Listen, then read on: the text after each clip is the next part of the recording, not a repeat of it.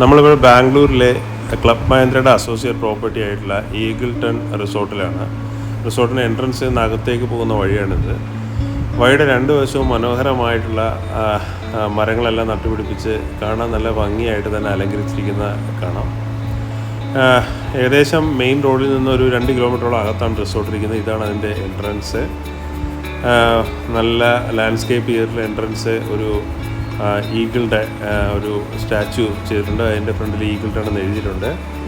വളരെ മനോഹരമായിട്ടുള്ളൊരു front view ആണ് റിസോർട്ടിനുള്ളത്.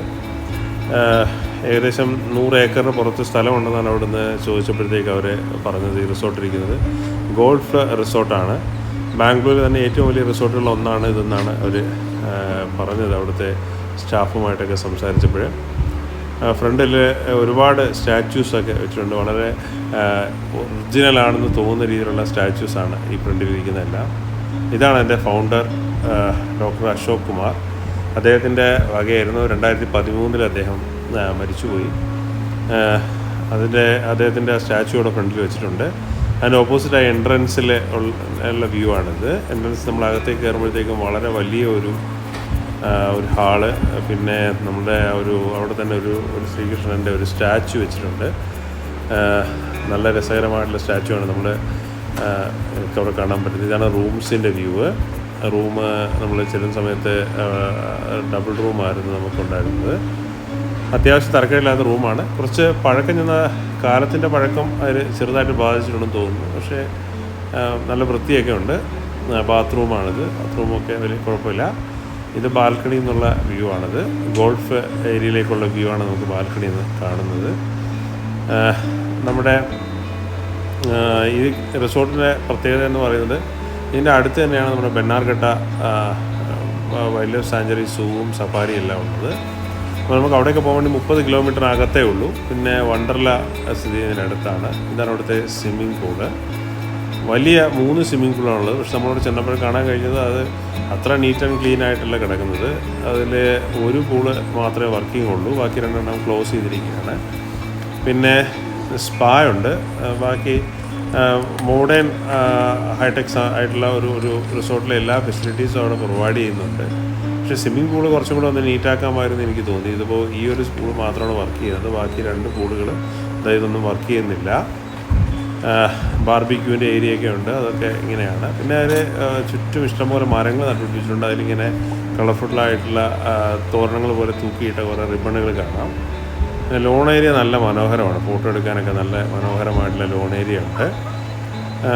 Loan area കൂടെ നമുക്ക് നടക്കാം. ഗോൾഫിൻ്റെ ഏരിയ ഉണ്ട്. ഗോൾഫ് കോർട്ടിൽ ഗോൾഫ് ഇപ്പം 3 വർഷമായിട്ട് കോർട്ട് ഉപയോഗിക്കുന്നില്ല എന്നാണ് പറഞ്ഞത്. അപ്പോൾ ആ സ്ഥലത്ത് കൂടെ നമുക്ക് നടക്കാൻ പറ്റും. നമുക്ക് അവിടുത്തെ ഭംഗിയെല്ലാം കണ്ടുകൊണ്ട് ശരിക്കും ന്യൂസിലൻഡ് പോലെ നമുക്ക് തോന്നും സത്യത്തിൽ. ആ റിസോർട്ടിൻ്റെ ആ ഗോൾഫ് ഫീൽഡിലൂടെ നടക്കുന്ന സമയത്ത് ശരിക്കും ഒരു ഫോറിൻ കൺട്രി കൂടെ നമ്മൾ പോകുന്ന ഒരു പ്രതീതി നമുക്കുണ്ട്. ഇതാണ് കെട്ടിടങ്ങളുടെ എല്ലാം വ്യൂ. വളരെ മനോഹരമായിട്ടുള്ളൊരു ആർക്കിടെക്ചറാണ് നമുക്കവിടെ കാണാൻ കഴിയുന്നത്.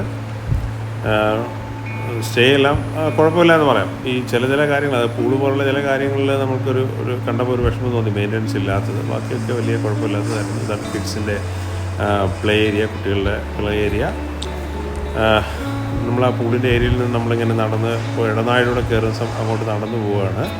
ഇവിടെ ചെസ്സ്, ക്യാരം ബോർഡ്, ബില്യാർഡ്സ് ഇതൊക്കെ കളിക്കാനുള്ള കോർട്ടുണ്ട്.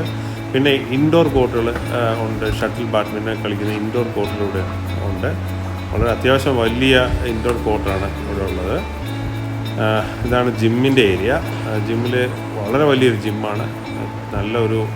വളരെ അട്രാക്റ്റീവായ വലിയൊരു ജിം ഏരിയ ഉണ്ട്. ഇതാണ് ഷട്ടിൽ കോർട്ട്. അതിൻ്റെ തൊട്ടടുത്തായിട്ട് ജിമ്മിൻ്റെ ഒരു സ്പേസ് നമുക്ക് കാണാവുന്നതാണ്.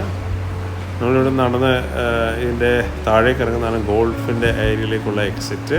നമ്മൾ ഗോൾഫ് ഏരിയയിൽ എത്തുന്ന സമയത്ത് ദാണ്ട് ആ ഗോൾഫിൻ്റെ ആ ഒരു ഗോൾഫ് ക്ലബിൻ്റെ ഒരു ഓഫീസും കാര്യങ്ങളൊക്കെ ഉണ്ടായിരുന്നു. നമുക്കവിടെ കാണാം പഴയ ഒരു ഓഫീസും കാര്യങ്ങളൊക്കെ.